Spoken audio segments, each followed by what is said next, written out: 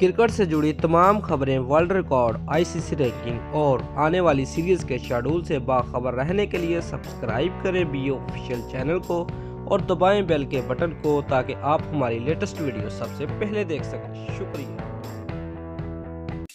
Viewers, कौमी cricket team के head coach Mickey Arthur ने कहा है कि पाकिस्तानी टीम मुत्तहिदा अरब अमारात से बाहर ज़्यादा अच्छी बैटिंग का मुजाहरा कर रही है और टीम की बॉलिंग गुज़िश्ता दौरा जनूबी अफ्रीका की निस्बत बहुत बेहतर है, लिहाजा पाकिस्तान की जनूबी अफ्रीका में पहली सीरीज जीतने के इम्कानात है।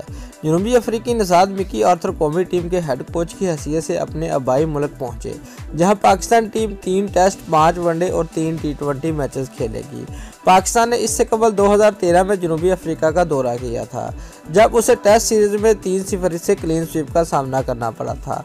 वनडे सीरीज में भी शिकस्त हुई थी। पाकिस्तान टीम के लिए सीरीज में सबसे बड़ा चैलेंज जनूबी अफ्रीका की बाउंसी विकेटों पर डेल स्टेन, वार्नर, फ्लैंडर और कगिसो रबाडा पर मुश्तिल बॉलिंग अटैक का सामना करना होगा, जो इससे कबल कई मेहमान टीमों की बैटिंग लाइन को टकाने लगा चुके हैं। खुसूसन पाकिस्तान टीम की गैर मुस्तकिल मिजाज बैटिंग लाइन टीम मैनेजमेंट के लिए बहुत बड़ा सरदर्द बनी हुई है और इसी कमजोरी की वजह से पाकिस्तान को न्यूजीलैंड के खिलाफ जीती सीरीज 2-1 से गंवानी पड़ी थी।